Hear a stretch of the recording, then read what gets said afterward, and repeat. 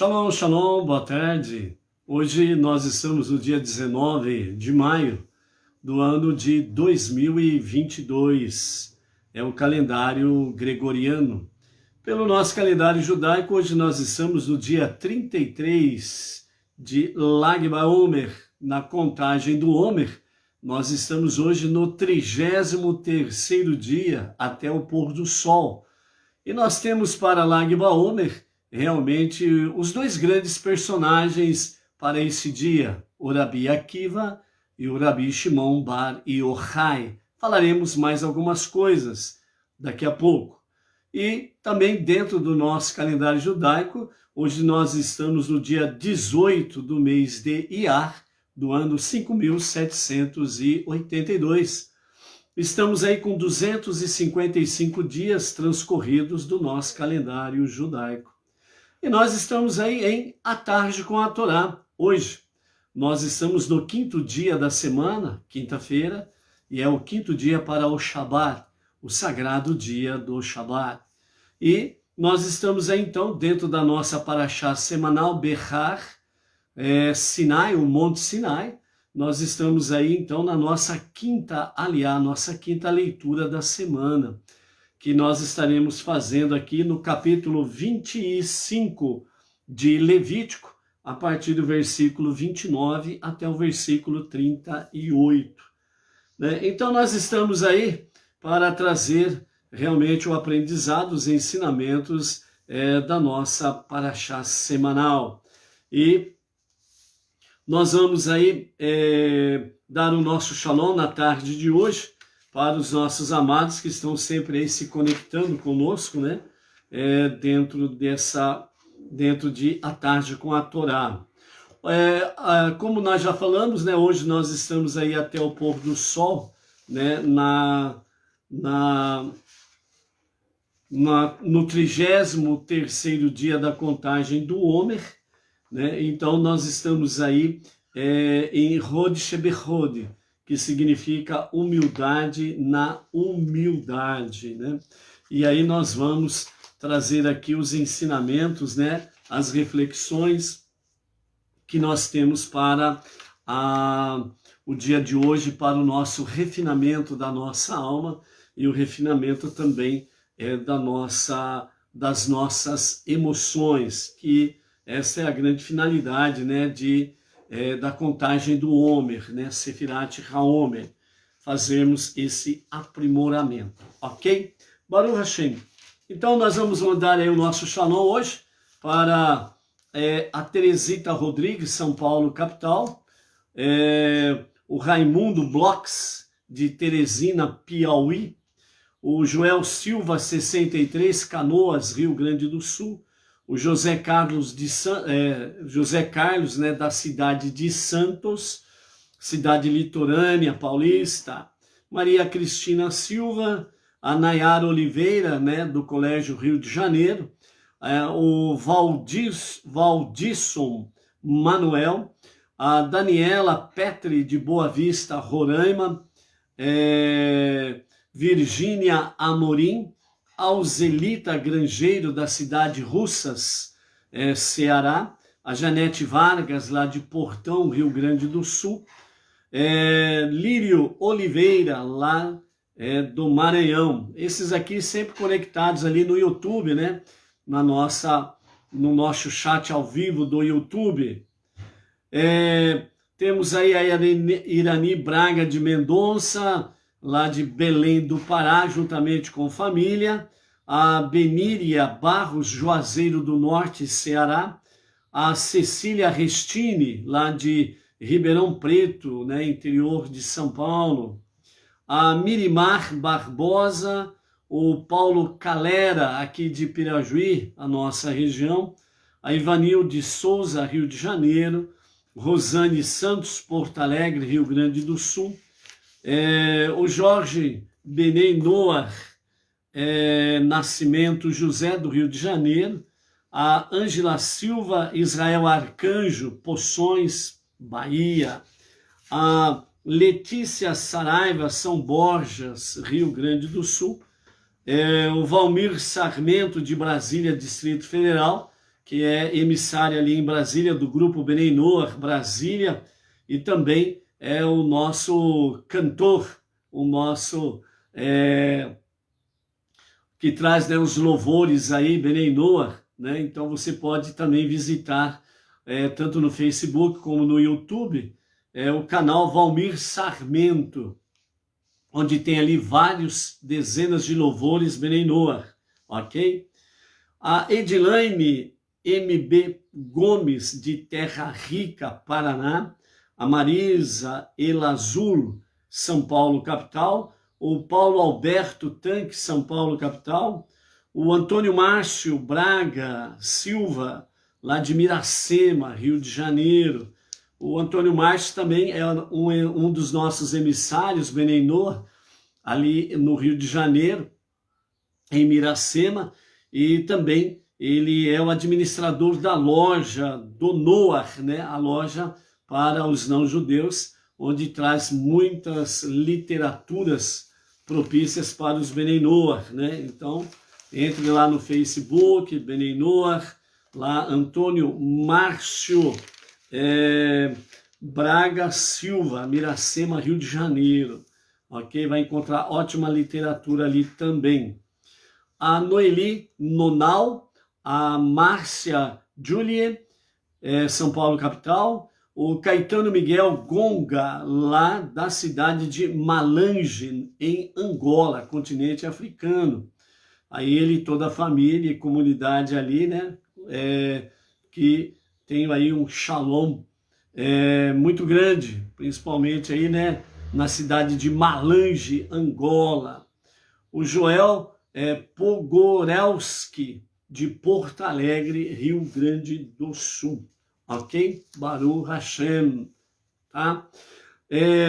Antes de falar aí os nossos amados aí que estão ao vivo e a cores aqui pelo Facebook, nós queremos trazer no início dessa nossa live de hoje, por que o Eterno deu aos judeus a Torá oral e escrita?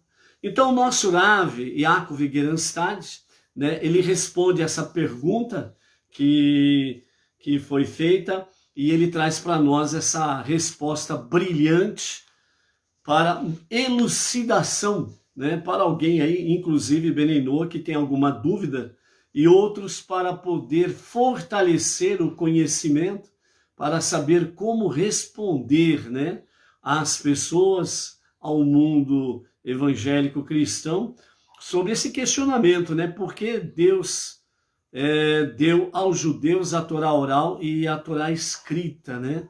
E também, né, para responder aqueles questionamentos, muitas vezes, que, infelizmente, por falta de um real e verdadeiro conhecimento, por falta de instrução, né, que muitos líderes religiosos aí, na sua cegueira histórica, cultural, e também na sua cegueira de fato com as escrituras, né, vem dizer aí por aí afora vai que o judeu, né, o povo judeu foi esquecido pelo Eterno. Vamos ver aqui a resposta que o nosso Rav Yaakov Geranstad, né, o líder do movimento Benei Noach aqui no Brasil e algumas comunidades fora do Brasil também.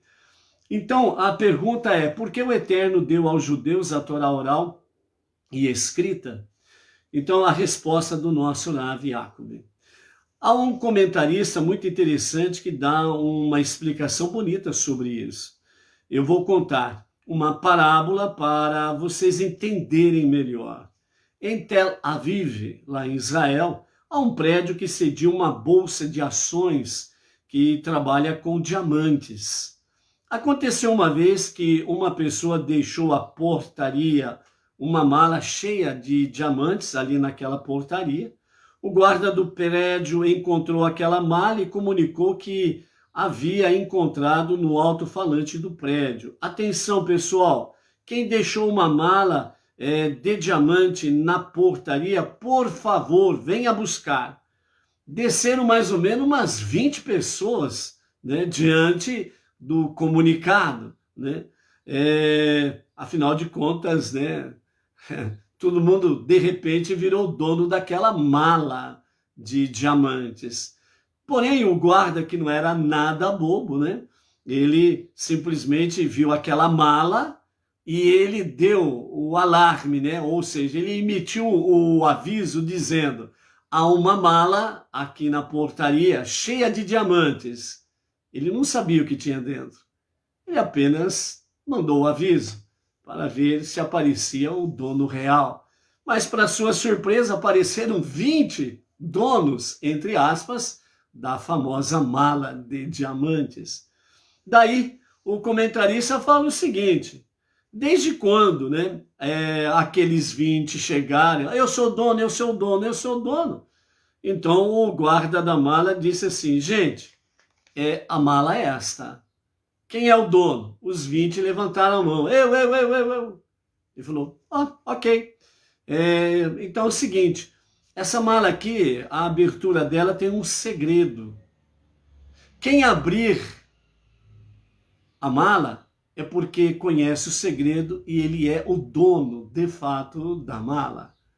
Obviamente, aquelas 20 pessoas engoliram em seco, cada um virou as costas e foi embora. E a mala ficou ali. Diante desse exemplo, né? Então, a continuação da explicação à pergunta, ou a resposta à pergunta diz, né? Desde quando Deus entregou a Torá para o povo judeu, Deus sabia que futuramente viriam outros povos, entre aspas, 20, se intitulando dono da mala, ok? Outros povos argumentando que ela não pertenceria mais aos judeus. Deus sabia desta realidade que aconteceria, assim como também eles diriam: Deus já desistiu disso. Hoje essa Torá já está ultrapassada. Ou então eles poderiam dizer, né, agora existe uma nova Torá. Então a gente fala o seguinte: meu amigo, abre a mala então. Ou seja, se você conseguir ler e explicar isso aqui, então a Torá pode ser sua.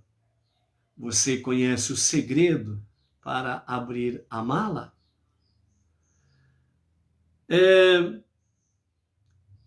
Então, meu amigo, abre a mala. Se você conseguir ler e explicar isso aqui, então a Torá pode ser sua. Aí você pode dizer de fato: a Torá é nossa.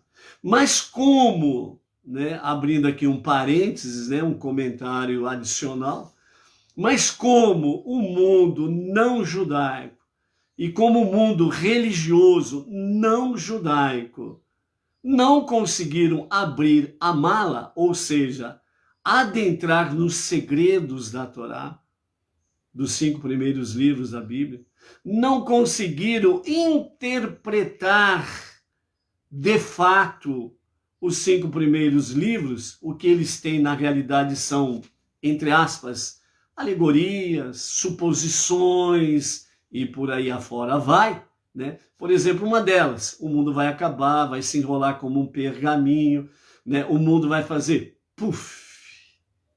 E aqueles, entre aspas, né, que acreditam numa determinada divindade vão ser retirados da Terra, porque a Terra vai ter uma grande explosão nuclear e a Terra vai virar pó, e esses que acreditam numa determinada divindade vão morar no céu, ou seja, vão deixar de ser humanos, vão virar estrelinha e vão morar no céu. E tem gente que acredita nessa história, né? Então, como não conseguiram de fato compreender, interpretar e ensinar corretamente, vieram esses abusos de ensinamentos, metade com a verdade, metade com fadas, lendas, suposições e mentiras. Ok? Então, continuando aqui, então, se você conseguir ler e explicar, isso aqui, então a Torá pode ser sua. Mas como não conseguiram, então eles entraram com os ensinamentos, né? O Deus do Antigo Testamento já não é mais o Deus do Antigo Testamento. Agora nós temos um novo livro, um novo Deus, um novo Salvador e por aí afora vai, né? E simplesmente disseram, o povo, Deus, ele abandonou o povo judeu. E o povo judeu não é mais o povo escolhido. Agora, na teologia da substituição, que é empregado no mundo não judaico, então eles relatam que a tal de igreja é a nova noiva de Deus, ok? Então, dentro desse aspecto, simplesmente estão chamando por tabela que Deus é infiel, ele troca de noiva. E na realidade, Deus não fez. Quem fez foram os homens, sem o conhecimento devido, mudaram a realidade de Deus, ok? Então, dentro desse aspecto aí, Deus deu para o povo judeu a Torá oral, somente para eles saberem decifrar, somente para eles serem os donos da Torá, para eles serem aqueles que possam transmitir a Torá para os outros, a verdadeira palavra divina.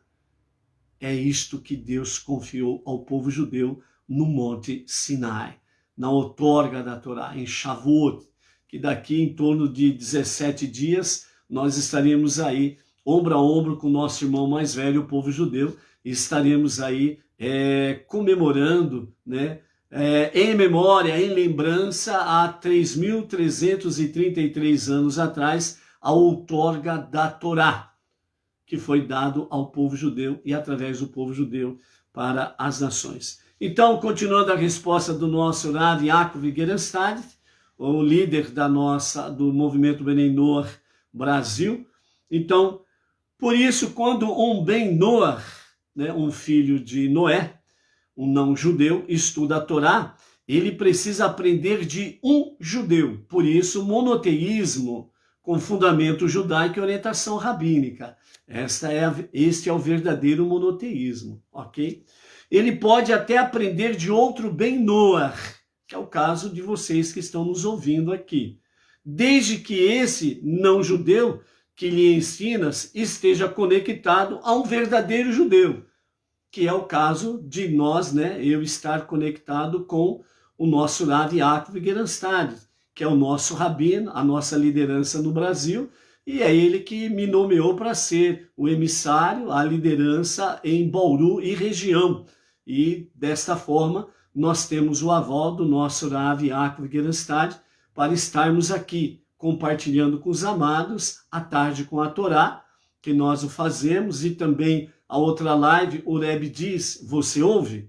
Então, essas duas lives, né, nós trazemos constantemente aqui, porque nós temos o aval, a autorização do nosso Rav Yaakov Gerenstad para o fazer, ok? Caso ele dissesse, não é para fazer, nós não estaríamos aqui, porque senão nós não estaríamos em conexão com o Rav, o nosso rabino, e automaticamente, sendo insubmisso, nós não estaríamos dentro do ordenamento jurídico da Torá, ou seja, nós não estaríamos dentro realmente da vontade da Torá, ou seja, da vontade divina, né? Então, por isso que nós estamos aqui convosco, ok?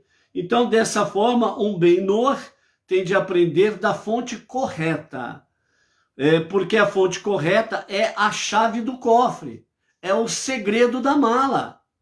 Como que nós vamos interpretar, como que nós vamos aprender e compartilhar os ensinamentos da Torá sem essa conexão com o judeu de verdade? No caso nosso especificamente, o nosso rabino Yaakov Gerenstad. Então, o segredo está aqui, e somente os rabinos realmente têm a chave do segredo, conhece os códigos do segredo, da verdade, para poder abrir a mala, a Torá, e poder ensinar, entendeu? Então, essa é a questão. Então a Torá foi dada para os judeus, ponto. Aconteceu no Monte Sinai. É impossível Deus outorgar a Torá, os 5 primeiros livros da Bíblia, ao povo judeu, com o testemunho em torno de 5 milhões de judeus e outros tantos milhares de não-judeus que estavam junto com eles quando saíram do Egito. E de repente, segundo alguns falsos ensinamentos que há por aí, né? Segundo dizendo que Deus, ele desprezou a sua noiva, o povo judeu, desprezou a menina dos seus olhos e agora arrebanhou para si um novo povo e deixou tudo para trás. Deus não é açougueiro. Simplesmente isso. Deus não é açougueiro. Ele não é igual essas máquinas que vão e destroem, né? Colocam abaixo os prédios, os edifícios, né? Deus, ele não faz implosão. Deus, ele traz edificação. E Deus é fiel. É interessante que o mundo religioso, não judaico, gosta muito de colocar aquela frase, né? Deus é fiel. Mas falam que Deus esqueceu do povo judeu, que abandonou o povo judeu, que mudou de noiva e companhia limitada. Como pode isso? Que Deus fiel é esse que você acredita? Se ele, porventura, né, vamos usar a questão, se porventura ele tivesse feito isso, que garantia você tem que ele vai, entre aspas, né, permanecer fiel a você? Amanhã ele poderá levantar um outro povo e deixar você para trás também.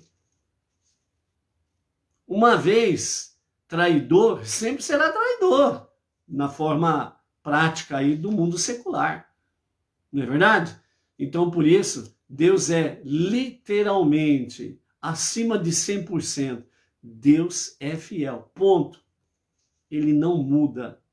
Ele não pula cerca. Ele não é adúltero. Entendeu? Então é isso daí. Então, dessa forma, vai lá e abre a mala de diamantes. Então você, como Ben Noah, um não-judeu que está alicerçado no monoteísmo com fundamento judaico e orientação rabínica, entre aspas, vai lá e abre a mala de diamantes, juntamente com o rabino, que vai trazer os ensinamentos reais e verdadeiros da Torá. As pessoas mal sabem ler a Torá. Como é que poderiam argumentar que são donas dela? Tanto é que o mundo não judaico, aí as nações já mudaram as versões inúmeras vezes. Inúmeras vezes. E ao alterarem as versões, existem milhares de contradições. Principalmente o novo livro, que eles chamam aí, e tem mais de 20 mil contradições. E vivem mudando de versões. E por aí afora vai. Que palavra fiel é essa? Então, esse é o motivo verdadeiro pelo qual Deus deu a Torá oral e escrita ao povo judeu. A Torá escrita, Hashem a deu em códigos para que haja um dono só, que a possa interpretar e para que esse dono possa a transmitir de maneira verdadeira e correta para todos os povos. Ou seja, a Bíblia impressa aí no mundo entre as nações, o mundo religioso entre as nações, ele é que nem a mala de diamantes. Todo mundo vê externamente, parcialmente, mas o verdadeiro conteúdo não conseguem ver, não conseguem entender. Então tem as suas versões, leem, trazem explicações mirabolantes, sem fundamento real e verdadeiro da Torá, daquilo que Deus ensinou de fato a Moshe, e Moshe foi ensinando Arão, ensinando os filhos de Arão, ensinando os anciãos e depois ensinando as 12 tribos. E essa mesma palavra, Torá, escrita 100% em hebraico, letra por letra, palavra por palavra, frase por frase, é a mesma que foi dada a Moshe, é a mesma dos dias atuais, quando você pega, de fato, os 5 primeiros livros da Bíblia escritas em hebraico. Ok? Então, dentro desse aspecto aí, Deus deu, de fato, os segredos, a Torá oral para o povo judeu, para poder, os segredos, para poder abrir a mala e poder revelar os diamantes preciosos que há, de fato, nos ensinamentos da palavra, ok? Então, o nosso Rav Yaakov Gerenstad, ele conclui a resposta dizendo assim: então, meu amigo, o que você está esperando aí? Cadastre-se no nosso site, beneinoa.org.br. Receba a declaração de Benei Noah, aquele que realmente assume o monoteísmo com fundamento judaico e com orientação rabínica do nosso Rav Yaakov Gerenstad. E faça parte desta revolução. E não se esqueça de se inscrever também no canal do YouTube do Rav Yaakov. Lá no YouTube você procura Rav Yaakov Gerenstad. Lá também você, se ainda não é inscrito, você pode fazer sua inscrição no canal do nosso Rav Yaakov Gerenstad. Então, dessa forma, estamos e podemos ficar conectados realmente com os donos reais, ou falando como povo judeu, e aí estaremos e permaneceremos em conexão com o dono do segredo para poder abrir a mala de diamantes e compartilhar conosco os tesouros inefáveis que há nos 5 primeiros livros da Bíblia, a Torá. Ok? Essa é a palavra do nosso Rebbe. Maravilhosa palavra. Ok? Então, Baruch Hashem. Então, nós estamos aí, né? A nossa conexão, Luiz Ribeiro, Itaquera, Grande São Paulo, o casal Edilaine Minorello e Claudemir Jesus da Silva, aqui de Bauru. Temos a Inês Martins, aqui de Pirajuí, nossa região. A Marli Stael, lá de Vitória, Espírito Santo. O Roberto Andrade, né? Eu não sei qual que é a sua cidade, Roberto. Dá um oi para nós aí sobre a sua cidade aí, ok? Temos aí a Cibele Ludmila, para um mundo melhor, lá de Lisboa, Portugal. Baruch Hashem.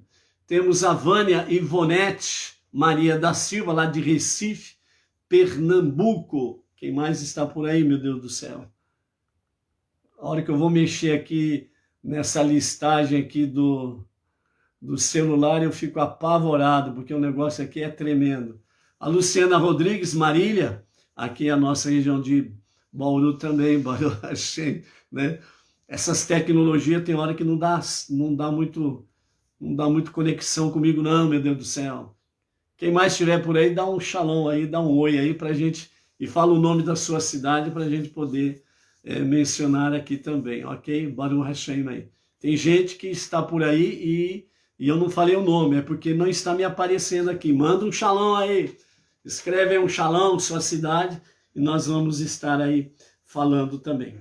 A nossa quinta aliá, a nossa quinta leitura, à medida que nós vamos fazendo aqui, vai aparecendo os nomes, nós vamos falando, ok? Então, a nossa quinta leitura de hoje, no livro de Levítico, nós estamos aí no capítulo 25, e no capítulo 25, do verso 29 a 38, é a nossa leitura de hoje, ok? A Kátia Fernandes e o marido, ao Sidney, né? Aqui também de Bauru, Baruch Hashem, pela presença aí, Kátia, a Eunice Bezerra Lorete e família, o marido e o filho, lá do Rio de Janeiro, também está por aí. Shalom, Eunice. É uma satisfação tê-la conosco aqui também. Baruch Hashem, ok? Então, a nossa leitura de hoje capítulo 25, verso 29 a 38, nós continuamos aí falando a respeito da redenção da terra hereditária e a sua propriedade, ok? Rosângela Marcondes, Shalom, Rosângela, fala para nós aí o nome da sua cidade, ok? Baruch Hashem. Então, o texto diz assim: diferente de uma terra hereditária, que não pode ser redimida nos primeiros 2 anos de sua venda, quando o homem vende uma propriedade hereditária que consiste de uma casa residencial numa cidade murada. Ela poderá ser redimida até o final de 1 ano após a venda. Esse período de possível redenção deve ser 1 ano completo. Contudo, se ela não for redimida até o final deste ano, então a casa na cidade murada tornar-se a propriedade permanente do comprador para ser transferida aos seus descendentes, ok? Casas em cidades sem muralhas em torno têm a mesma lei que a do campo aberto da terra. Elas podem ser redimidas em qualquer época, ok? Quanto às 48 cidades dadas aos levitas, os Kohanim, né, a tribo de Kohanim, a tribo dos levitas, as casas de suas cidades herdadas sempre terão direito de serem imediatamente redimidas pelos levitas. Elas não podem ser vendidas permanentemente, ok? Baruch Hashem. Vamos lá, a Rosângela Marcondes e a Maria Isabel Gouveia são da cidade de Lucélia, interior de São Paulo. Baruch Hashem. O Roberto Andrade colocou o nome aqui da cidade, Paraguaçu Paulista, também aqui, interior de São Paulo, Baruch Hashem, ok? Então, as cidades dos levitas, elas não poderiam ser vendidas permanentemente, elas podem ser resgatadas a qualquer momento, porque os levitas não herdaram porções de terras, eles herdaram apenas as 48 cidades, ok? Então, por isso que é sempre redimida dentro desse aspecto aí. A parte principal da nossa reflexão de hoje, ela está no capítulo 25, no versículos 35 até o 38, que nos fala sobre a proibição de cobrar juros. É por isso que nós temos o tema da nossa live de hoje, o valor do trabalho. O valor do trabalho. Então, esses 3 versículos, né? O 35, 36, 37 e 38, na realidade são 4 versículos. A proibição de cobrar juros diz assim: se teu irmão empobrecer e perder a capacidade de se sustentar na comunidade, você deve ampará-lo antes que ele se torne completamente destituído. Ou seja, aquela expressão que todo mundo conhece, pobre e miserável. Ajude-o a sobreviver, mesmo que ele seja um convertido ou residente estrangeiro não judeu, desde que ele não seja um idólatra. Não cobre juros dele, pois cobrar juros é um duplo pecado. Mesmo que seja difícil para você, você deve temer ao seu Deus e ajudar seu irmão a viver ao seu lado. Não empreste a ele seu dinheiro com juros, e não lhe dê alimento pelo qual ele pagará juros. Eu sou Deus, seu Deus, que tirou vocês do Egito para dar a vocês a terra de Canaã e ser um Deus para vocês. Literalmente falando, na posse da terra prometida, né? Aqui a proibição de cobrar juros é bem clara. Então, se um irmão judeu ou um irmão convertido, um não judeu que fez a sua conversão ao judaísmo, então ele, junto com o natural, diante de Deus, são a mesma pessoa, tem o mesmo valor e etc e tal. E também nos fala sobre o estrangeiro que reside no meio de Israel, naqueles dias tanto do primeiro como do segundo templo. mesmo o estrangeiro que reside no meio deles e vem de repente acontecer algum imprevisto, e ele pode se tornar um pobre miserável, antes que isso aconteça, Deus diz para os seus, para socorrer tanto o irmão judeu, o irmão convertido e o estrangeiro que vive entre eles, desde que o estrangeiro não seja idólatra. Então, se ele é idólatra, não é para socorrer. É isso daí que está escrito, tá bom? Justamente por quê? Justamente para que o idólatra não venha dar glória a ídolos pela ajuda que recebeu. Então, ele precisa ver, de fato, esse grande testemunho entre os irmãos judeus, entre aquele convertido, o não-judeu convertido ao judaísmo, e aquele estrangeiro que não é idólatra e que tem recebido ajuda. E aquele estrangeiro idólatra, ele veja isso e realmente venha a dar a honra e a glória devida ao Deus dos judeus. Aí ele recebe socorro. E ao emprestar o dinheiro, ou socorrer, ou ajudar com alimentos, ou tudo junto, né? Aquele que está ajudando, ele não pode vislumbrar lucros, juros. Aí é que está a questão famosa que nós conhecemos aqui no mundo, chamado de agiota, né? Agiotagem, né? Tanto é que a agiotagem é crime, né? Então por aí afora vai. Então vejam bem o que o pensamento racídico fala sobre essa questão aqui. Quando uma pessoa empresta dinheiro a juros, ela deseja que seu dinheiro trabalhe para ela e lhe traga uma renda, sem que ele faça qualquer esforço. Então, esse é o objetivo do agiota. É colocar o seu dinheiro para trabalhar para ele e ele ter lucros sem ele se esforçar para trabalhar. E isso não é permitido pela vontade divina, ok? Isso se opõe à própria noção de Torá e dos seus mandamentos.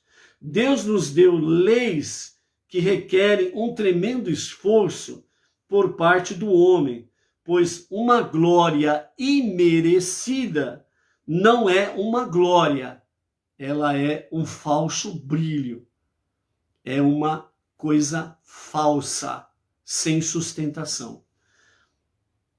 Fundamentalmente, a exigência de esforço é para o nosso próprio benefício, de forma que nossas realizações não sejam um mero pão da vergonha, o qual nós verdadeiramente não apreciamos.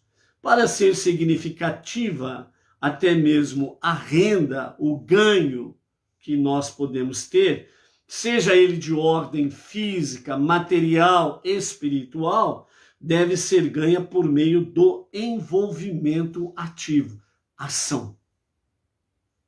Emprestar dinheiro a juros é colocar o dinheiro para trabalhar em favor da pessoa, para ela obter lucros sem nenhum esforço. Enquanto que realmente nós somos chamados pela Torá, pela vontade divina, a nos esforçarmos, trabalho. Quando Deus disse a Adão, eis que você colherá os frutos da terra pelo esforço do teu trabalho, pelo teu suor. Esta é a mitzvah que Deus deu após Adão pecar. Então, o bom fruto, né, o bom mérito é através do esforço, do trabalho. Por isso, o valor do trabalho e não o pão da vergonha, do preguiçoso. E por aí afora vai. Então esse é o pensamento racídico que nos fala sobre essa questão de não emprestar dinheiro a juros, ok? E sobre a questão aqui, né, de ajudar o irmão, etc e tal, ela está dentro daquilo que Levítico, né, nos fala lá no capítulo 19, verso 18. Ame o teu próximo como você ama a si mesmo. Você não gostaria que alguém chegasse para você, te socorresse e depois cobrasse juros. E você ficava aí enroscado de novo. Então não é verdade? Então não faça o mesmo com o teu irmão. Ajude o seu irmão, né? Socorre o teu irmão. E como está escrito aqui, né? Principalmente aqueles domésticos da fé, chamado assim, né? Domésticos da fé. Aqueles que estão na mesma jornada que você, né? Sempre temos no nosso meio pessoas necessitadas, etc e tal. Por isso a nossa tzedakah, ela sempre precisa estar em conexão, né, com as comunidades, com a sinagoga sede do nosso Rav Yaakov Gerenstad, lá em São Paulo, no Brooklyn, a sinagoga Rabá de Brooklyn, as comunidades regionais, pelo Brasil afora vai, onde as comunidades envolvidas com o estudo da Torá e também com as questões sociais para poder aí fazer a aplicabilidade legal das escrituras no seu dia a dia. Então você pode participar disso ativamente, sem sombra de dúvidas, ok? Na nossa contagem do Homer hoje, nós estamos no dia 33, que é o Lag BaOmer, também conhecido como Lag BaOmer, e os dois personagens principais de Lag BaOmer. Lag BaOmer significa o 33º dia da contagem do Homer, ok? E é exatamente o Rabi Akiva e o Rabi Shimon Bar Yochai, que vamos falar mais algumas coisas aqui já, depois de falarmos sobre a característica, né, para o refinamento das nossas emoções e da nossa alma. Então, hoje, nós estamos nessa semana, na quinta semana da contagem do Homer. Hoje nós estamos no 5º dia da contagem do Homer desta semana. Então, nós estamos aí com 4 semanas e 5 dias do Homer. E hoje a característica é Hod Shebehod, que significa humildade na humildade.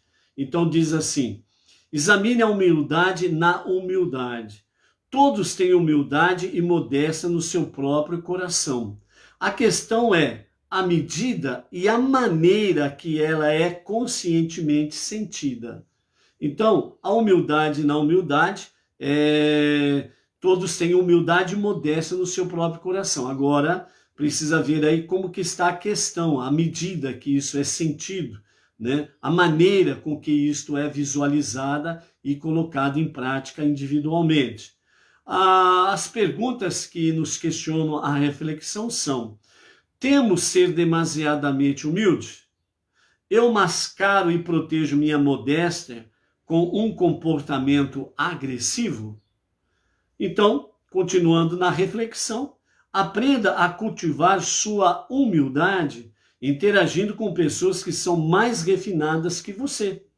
Isso despertará em você mesmo sua modéstia e humildade, que motivarão o seu crescimento espiritual. É aquele famoso adágio popular que diz, né? Diga-me com quem andas e eu te direi quem és.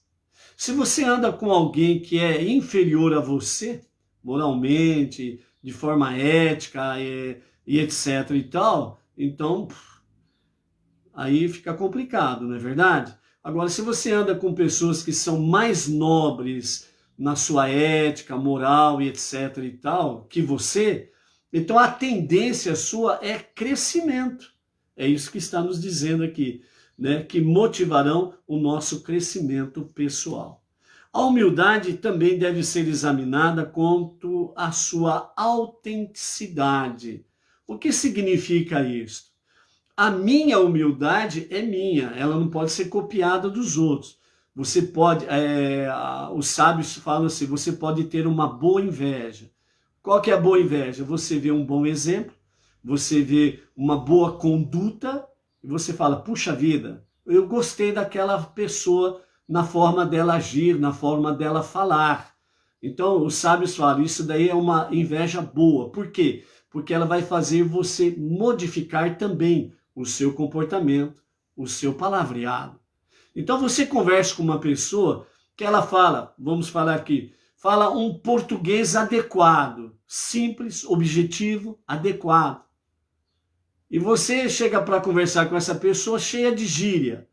E falando gíria daqui, gíria dali, aquela pessoa falando, né, um bom português, modesto, simples, humilde, etc. e tal, beleza. Aí depois você vai embora e fala assim, puxa vida, eu conversei com aquela pessoa, falei um monte de gíria, e aquela pessoa sempre mantendo aquela linha, aquele palavreado.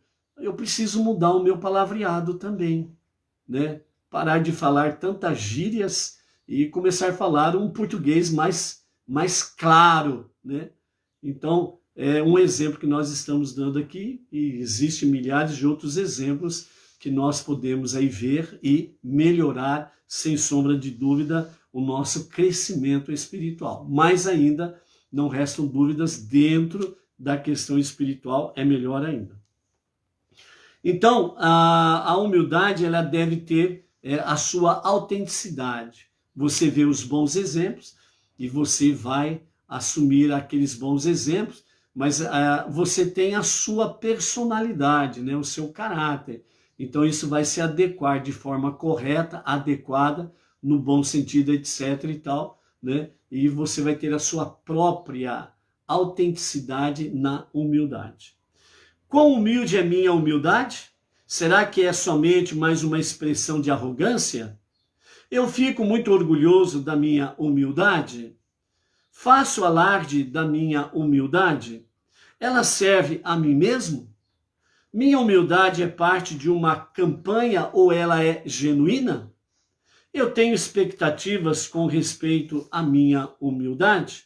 E o exercício do dia é: seja simplesmente humilde, sem motivação ulterior. Ou seja, seja humilde por simplesmente ser humilde. Ponto. Acabou.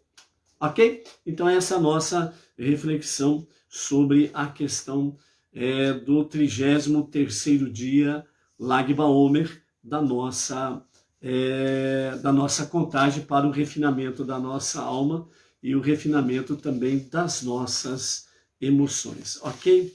Mais algumas coisas aqui sobre a questão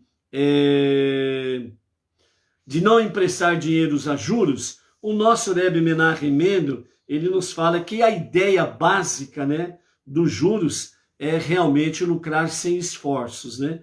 Então, eu tiro da outra pessoa sem fazer esforço, empresto um dinheiro para ela, pego um juro, eu não faço esforço nenhum, não trabalho nada, né? Tiro um pouquinho do escalpo daquela pessoa e pronto, né? Então, é lucrar sem esforço, né? Não é como um negócio. Um negócio onde a pessoa trabalha para obter o seu lucro é outra história. Negócio é negócio, né? E socorrer, ajudar o próximo é uma outra história. Aqui a pessoa só está ganhando dinheiro porque alguém se esforçou para obtê-lo na questão dos negócios. Não há nenhum motivo aqui para que aquele que empresta ganhe algum dinheiro que não seja seu, né? Então, por isso, negócios à parte e socorrer o próximo é uma outra história. É por isso que, de modo geral, uma mitzvah representa, né, Avodat Hashem, que é um serviço a Deus. Então, quando nós ajudamos o próximo, ele não é um negócio, é um serviço a Deus. Lembra aquele ditado que diz que quem empresta ao pobre empresta a Deus? É um ditado popular que tem por aí, né?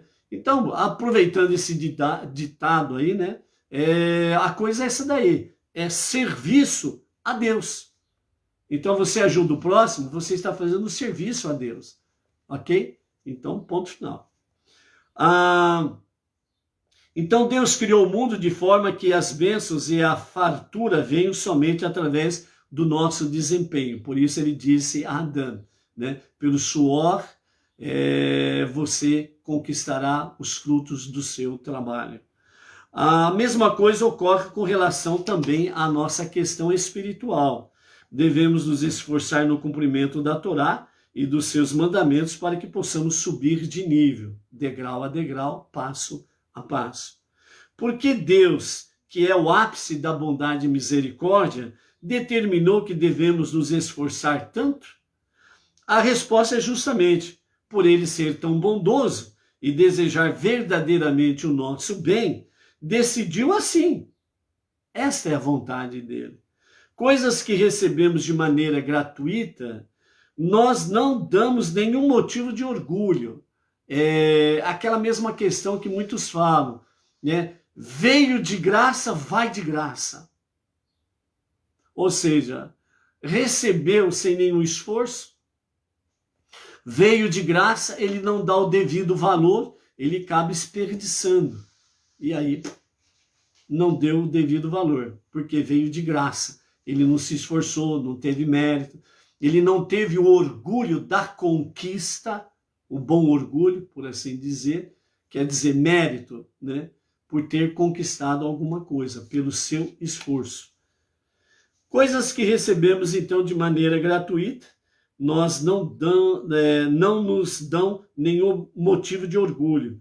Somente quando somos recompensados pelo labor do nosso trabalho, o valor do trabalho, como verdadeiro empenho e esforço, a alegria, ela é verdadeira.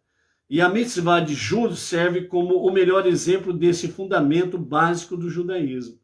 Aquele que se esforça para o cumprimento de um mandamento, cumpre a vontade de Deus. Ajudar o próximo é um mandamento de Deus. Entretanto, aquele que cobra com juros, que é proibido por Deus, viola o princípio fundamental da Torá e dos seus mandamentos.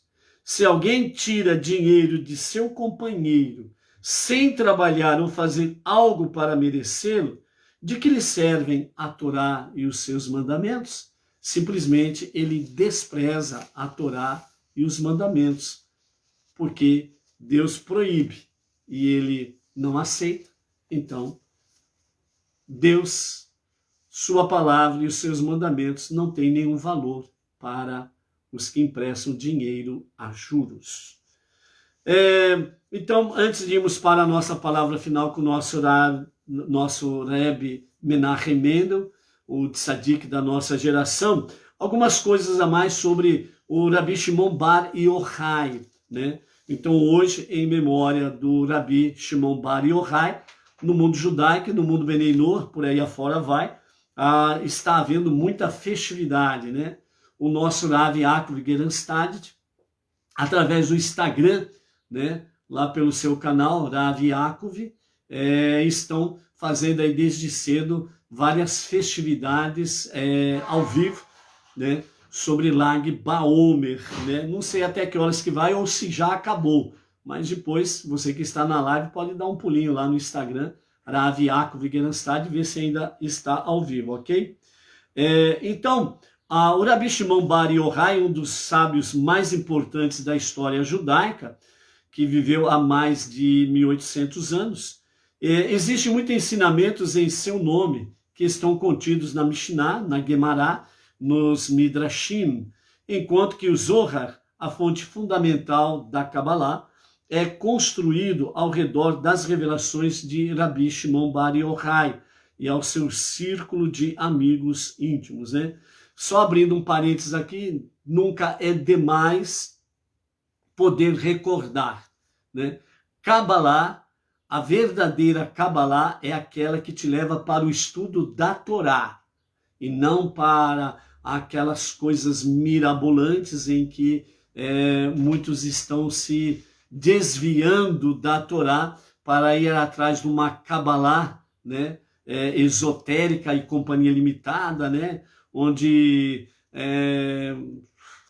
tem um monte de coisa aí que colocam aí que não tem pé nem cabeça, ok? A verdadeira Kabbalah, os nossos sábios dizem que é aquela que nos leva ao estudo da Torá, com muito mais profundidade do conhecimento. Ou seja, como diz o nosso Rav Yaakov, né? Aqueles que têm o segredo, o código para abrir a mala e poder trazer mais profundamente os tesouros da Torá através dos ensinamentos da Kabbalah. Então, durante as horas que antecederam o falecimento do Rabi Shimon Bar Yochai, né, que foi em Lag Baomer, ele revelou os segredos mais sublimes da Torá, para assegurar que este dia seria sempre uma ocasião de grande júbilo, intocado pela tristeza por causa do período de Omer e luto por ele. A importância fundamental do Zohar, ou livro do esplendor, no pensamento judaico e a peregrinação anual a Meron, a cidade onde o corpo, né, do Rabi Shimon Bar Yochai está ocultado, em Lag Baomer, são testemunhos do seu sucesso. Então, alguns elogios, né, dito ao Rabi Shimon Bar Yochai. Um deles está no Talmud, né, são vários, mas um exemplo apenas. Então, o Talmud diz assim: toda mulher que dá à luz um filho deve rezar para que ele cresça para ser como o Rabi Shimon Bar Yochai, que está acostumado a milagres acontecendo para ele. O Midrash, durante toda a sua vida, um arco, o arco-íris conhecido, que significa que o mundo merece punição, jamais foi avistado. Só recordando, o pacto que Deus fez com Noé, onde ele mostrou no céu o grande arco, que depois ficou conhecido como arco-íris, o grande arco, sinal da aliança de Deus. Então, o arco ou arco-íris, ele não é uma visão boa. Não é um bom sinal. Ah, mas é lindo e maravilhoso. Mas não é um bom sinal. Ele é colorido, multicolorido, mas não é um bom sinal. Porque Deus falou com Noé nesse pacto, nessa aliança. Quando aparecer o arco, eu vou me lembrar deste pacto, que não exterminarei o povo da terra novamente.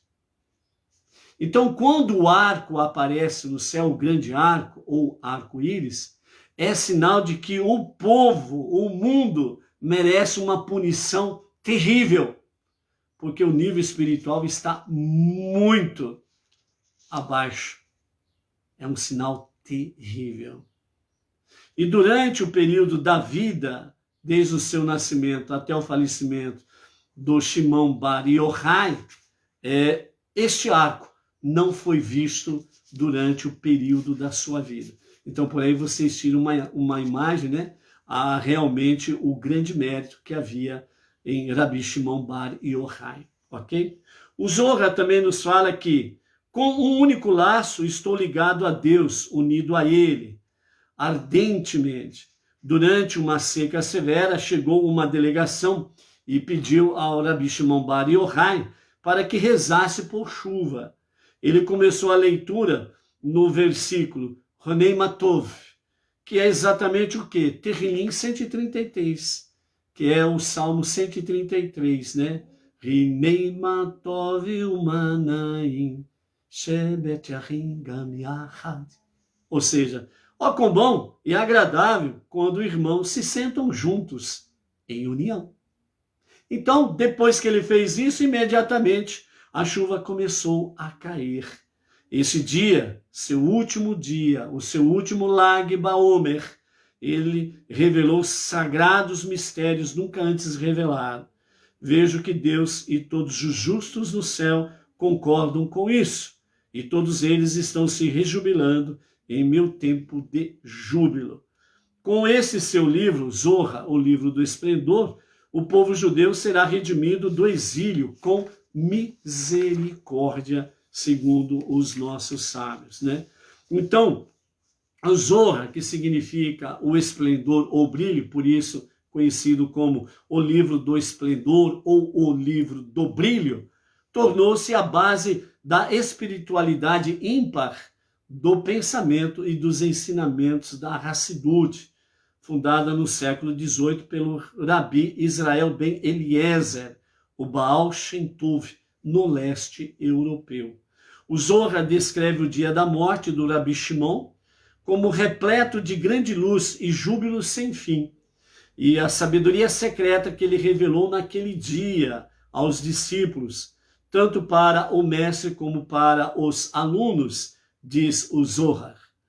Foi como o dia em que o noivo e a noiva se rejubilam sobre a canópia nupcial, melhor dizendo.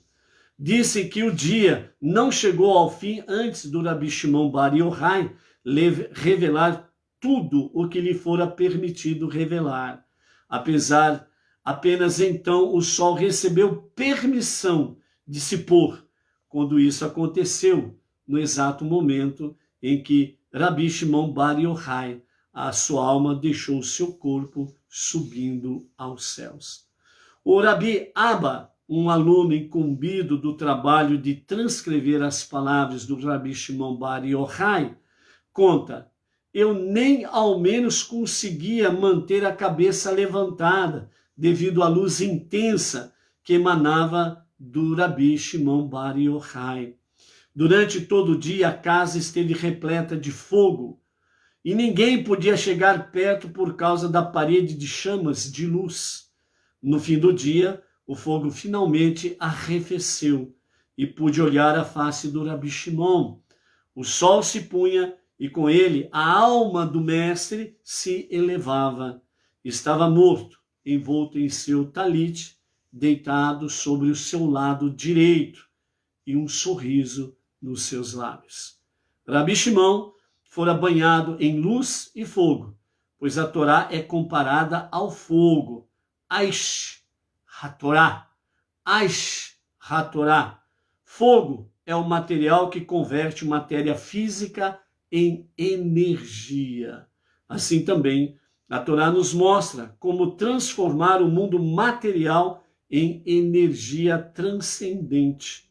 Rabi Shimon Bar Yochai faleceu em Lag BaOmer e antes de morrer, instruiu os discípulos que observassem o seu Yareseit, que é a data do seu falecimento, como um dia de muita alegria e festividade. Por isso, em todo o mundo judaico e em boa parte do mundo Benei Noach, desde o pôr do sol de ontem até o pôr do sol de hoje, há muita festividade em memória do Rabi Shimon Bar Yochai, ok? Amanhã vamos falar alguma coisa mais sobre o Rabi Akiva, ok? Para não estendermos aí mais a nossa live e para termos a nossa palavra final do nosso Rebbe Menachem Mendel, ok? Então, o valor do trabalho, né, que está na conexão da nossa aliada de hoje, a proibição de cobrar juros, ok? Então, o nosso Rebbe Menachem Mendel, o líder e o justo da nossa geração, ele nos fala sobre o texto: não cobre juros de seu compatriota.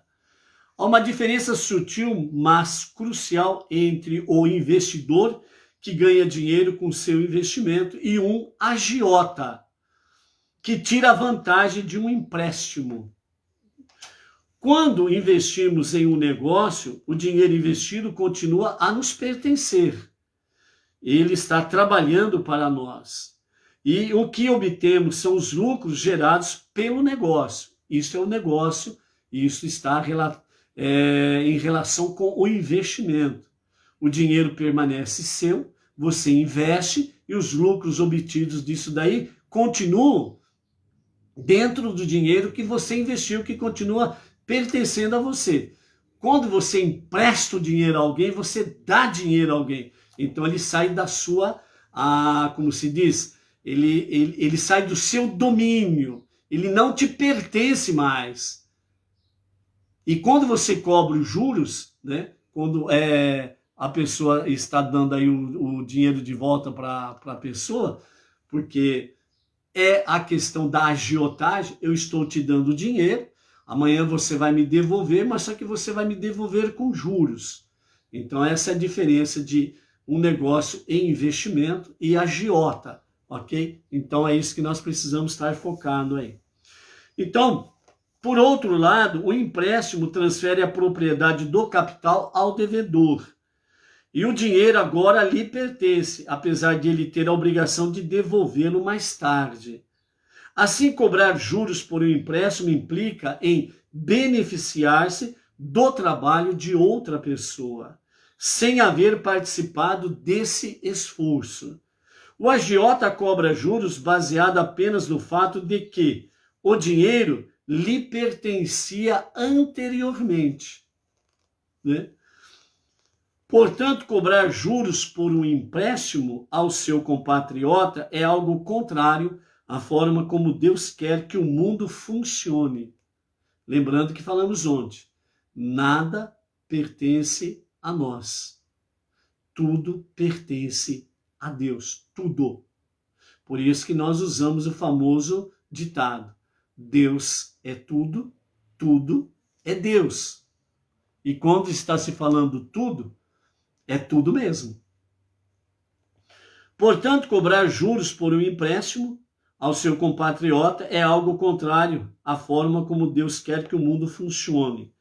Deus espera que nos aperfeiçoemos e nos refinemos trabalhando para obter as nossas conquistas, sejam estas materiais ou espirituais. Segundo as palavras dos sábios, diz: se alguém te diz, me esforcei sem resultados, não acredite no que ele está te dizendo.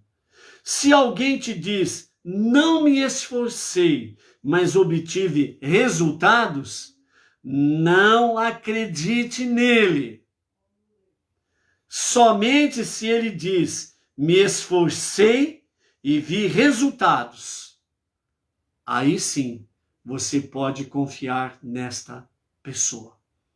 Entendeu? Nós temos aqui 3 categorias de pessoas. Aquela que diz que não se esforçou e não viu resultado nenhum. Não acredite nela. É o famoso braço cruzado, bicho preguiça e companhia limitada. E aquele segundo grupo de pessoas que diz, eu obtive resultados, né? Mas eu não me esforcei por nada. Eu ganhei, eu lucrei, mas eu não me esforcei por nada. Cuidado, corrupção, malandragem, dinheiro a juros, tá tudo conectado na mesma punição. Não acredite nessas pessoas, que significa não confie nessas pessoas. E o terceiro grupo é aquele que diz, me esforcei e vi resultados. Você só pode colher o que planta. Não plantou nada, não me esforcei e não vi resultados. Não me esforcei e obtive resultados. Ele roubou de alguém. Ele roubou de alguém. Roubou de uma comunidade, roubou de um país inteiro, roubou de uma geração ou de gerações futuras. Ele roubou. Não se esforçou, apenas roubou. Viu resultados. Entendeu? Então, cuidado com o tipo de pessoas que você diz que confia ou apoia, né? Brevemente teremos aí eleições. Cuidado com quem você vai apoiar, né? E tem aquele um que diz, eu me esforcei e obtive resultados. Então, confie nessa pessoa, porque ela trabalhou e ela colheu os frutos do seu trabalho. Você gostaria que alguém viesse e roubasse a sua casa? Você gostaria que alguém viesse e roubasse o futuro dos seus filhos? Você gostaria que alguém viesse e simplesmente roubasse o futuro dos seus netos? Reflita, pense. Você não pode ser capacho de ninguém. Ok? É isso daí, amados.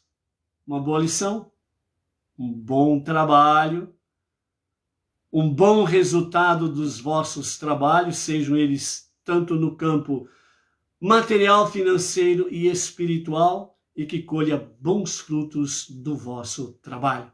O valor do trabalho é você que dá esse valor, e Deus dá a recompensa, os méritos. Baruch Hashem, até amanhã, shalom, shalom.